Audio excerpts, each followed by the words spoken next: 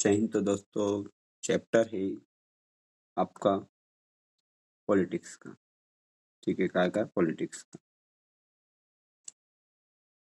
Chapter outcomes of democracy. किसका है आपका? ये पॉलिटिकल का ना। बुक देखकर टेल लगकर समझ ही करूंगे काय का चैप्टर हम पढ़ने वाले हैं। तो देखो, इसमें हम पढ़ने वाले हैं assessing the gap between the principle and practice in modern governance के बारे में पढ़ने वाले हैं।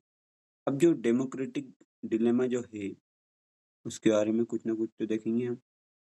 ठीक है, कुछ ना कुछ तो हम देखने ही वाले हैं।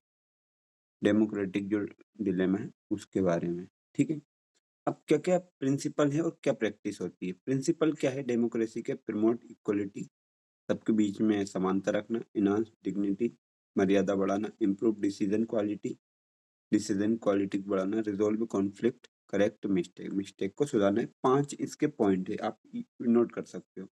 प्रैक्टिस क्या करेंगे? करप्शन के खिलाफ, एफिशिएंसी, स्लो प्रोसेस और लिंगरिंग पॉवर्टी, पॉवर्टी को खत्म करने का, ये कुछ प्रैक्टिस करने का। तो do we support democracy for moral reason और आर देयर प्रूडेंशियल रीजन, है ना, जस्टिफाई। क्या हमें डेमोक्रेसी को सपोर्ट करना चाहिए पर्सनल, मॉरल, नैतिक रीजन से, प्रूडेंशियल रीजन से? तो आपको ये वाले पॉइंट बस याद रखना, अगर 2 नंबर का क्वेश्चन आने वाला है इससे।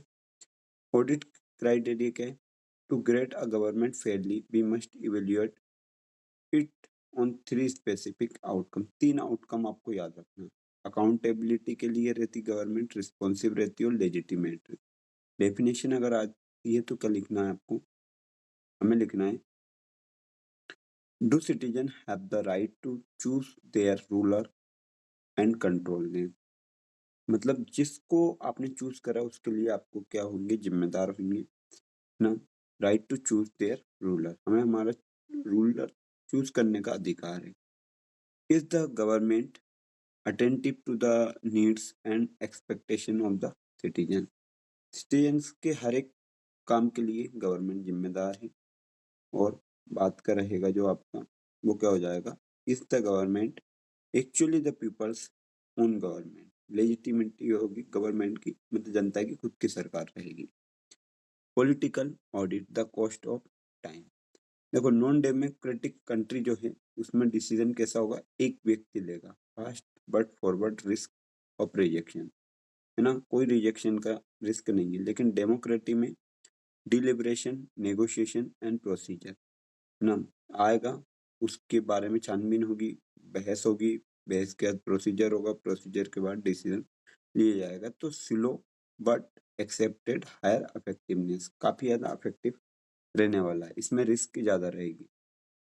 A citizen has the right and mean to examine the process of decision making। Decision making की प्रोसेस को जानने का जनता का अधिकार है। This is missing in non democracy. Non democracy में ये हट जाता है, मतलब कोई व्यक्ति के पास पावर नहीं है तो उसकी वैल्यू कुछ भी नहीं है डिसीजन का टाइम, लेकिन इनकी है। The cost of time is worth and accepted it's buy. खरीदने से बढ़ गया, उसको एक्सेप्ट कर सकते हो आप। पावर ऑफ ट्रांसपेरेंसी, ट्रांसपेरेशन की पावर क्या है? जैसे जनवरी 2004, नन्नू डेली बेच अर्नल loss his ration card applies for a duplicate ना। कुछ ट्रांसपेरेंसी होती है, जैसे एक नन्नू था, उसकी राशन कार्ड खो गया तो उसने डुप्लीकेट के लिए अप्लाई कर दिया। Next 3 month ignored by clerk, no status update, rejection ना, क्लर्क ने ध्यान नहीं दिया, 3 महीने बाद वो रिजेक्ट हो गया। अब मेन पॉइंट क्या है? Nannu files and application under right to information act. इसने आरटीआई के अनुसार, राइट टू इन्फॉर्मेशन एक्ट के अनुसार कंप्लेन की। Within a week food inspector visit Nannu's house, ration card is delivered, tea is offered ना। कुछ टाइम, एक हफ्ते में इंस्पेक्टर आया, फूड इंस्पेक्टर, उसने राशन कार्ड दिया और चाय पी और मजे करे, है ना। तो राइट टू इन्फॉर्मेशन एक्ट आपको ये सिखाता है। ट्रांसपेरेंसी होती है मतलब काम को करने की। Is the tool that convert subject into citizens with power, है ना, पावर को सब्जेक्ट के हिसाब से चेंज किया जाता है। हाँ। क्या पॉलिटिकल ऑडिट लेजिटिमेट, ठीक है। Support for rule by elected representative. देखो, श्रीलंका में 98% सपोर्ट करते हैं डेमोक्रेसी को। बांग्लादेश में 96, इंडिया में 95% सपोर्ट करते हैं, नेपाल में 94, पाकिस्तान में 81। और डेमोक्रेटिक गवर्नमेंट में है बी स्लो और less efficient, but it is legitimate because it is the people's own government. Government कम इफेक्टिव होती है, स्लो काम करती है, लेकिन लोगों के लिए वो जिम्मेदारी लेती है। भारत में हर जगह लोगों के लिए, भले भारत हो या विदेश हो, जिम्मेदारी ली जाती है ना। डेमोक्रेसी प्रेफरेबल, तो ये 70% प्रिपेयर करते हैं लोग। यहाँ पे इलेक्ट कितने परसेंट? 95%। इकोनॉमिक ऑडिट या ग्रोथ एंड डेवलपमेंट। देखो, डिक्टोरियल जो रिजाइम होती है, चाइना ऐसी कंट्री है, उसकी ग्रोथ रेट 4.42% है, और डेमोक्रेटिक रिजाइम भारत जैसी कंट्री की 3.95 है ना। तो पुअर कंट्रीज ओनली, तो डिक्टेटरशिप ज्यादा ग्रो करती है, तो डेमोक्रेसी थोड़ी कम। निग्लिजिबल डिफरेंस है।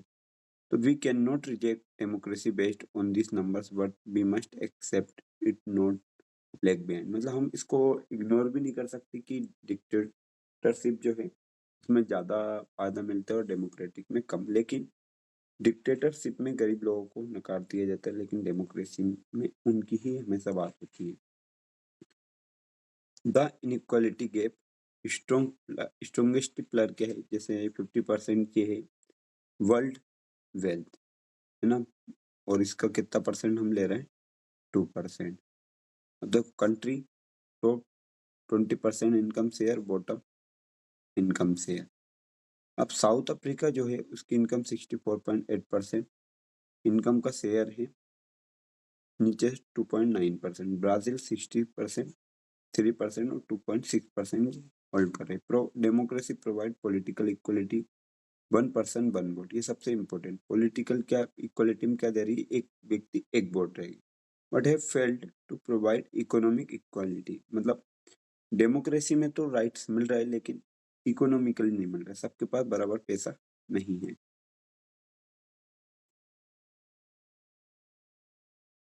पॉवर्टी पैराडॉक्स क्या है? The political reality, the poor constitute the majority of voter. हमारे यहाँ पे क्या माना जाता है? गरीब लोग ज्यादा हैं तो वोट भी उनसे मिलना है। पॉलिसी आउटकम के निकलते, elected governments are reluctant to address the root cause of poverty. जब भी इलेक्शन होता है आपको गरीबी की बात देखने को मिल जाएगी। इन बांग्लादेश 50% लिव इन पॉवर्टी, मतलब 50% से लोग गरीबी में हैं। In India poverty remains a central unresolved issue, मतलब आज तक अनरिजॉल्व इशू रहा है सेंट्रल के द्वारा। The poor have the vote but not the power. लोग के पास वोट होती है लेकिन पावर में नहीं। आगे बढ़ते हैं। accommodating diversity, condition for success, majority totality, the majority must always work with minority।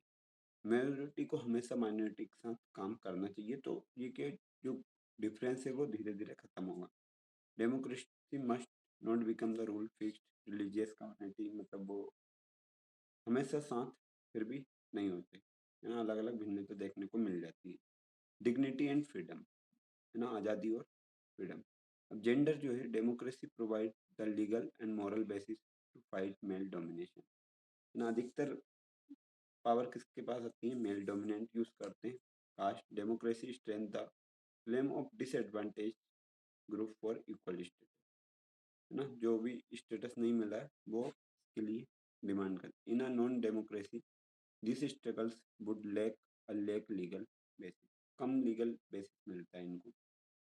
Date never ends, improvement, complaint and critical awareness, new expectation arise, pass or take. The fact that ki people are complaining is itself a testimony the success of democracy। एक दूसरी government को check करना, यही हमारा क्या होता है? Work होता है। रेगुलर इलेक्शन, ये सही बात है, होना चाहिए। ट्रांसपरेंसी, मतलब आपको गवर्नमेंट की बातें पता होनी चाहिए, ये भी ठीक है। लेजिटिमेटी, हाई डिस्ट्रिक्शन, ये भी होना चाहिए। जिम्मेदार होना चाहिए। इकोनॉमिक ग्रोथ एवरेज है, इसको बढ़ना चाहिए। रिड्यूसिंग इनइक्वालिटी, इसमें तो गवर्नमेंट फेल हो गई है। और डिग्निटी एंड फ्रीडम, ये हमें बराबर मिल जाती है डेमोक्रेसी में। कंक्लूजन निकलता है, democracy is just a form of government, it is not a magic bar, है ना? ये एक गवर्नमेंट की फॉर्म है, ना कि एक मैजिक बैंड है। It create the condition for achieving goal. It it is up the citizen to take advantage of the condition. Citizens की कंडीशन को एडवांटेज करने की, जैसे हथौड़ा लगा तो पीस रहे हैं, मतलब पीस भी रहे हैं लोग उनके साथ।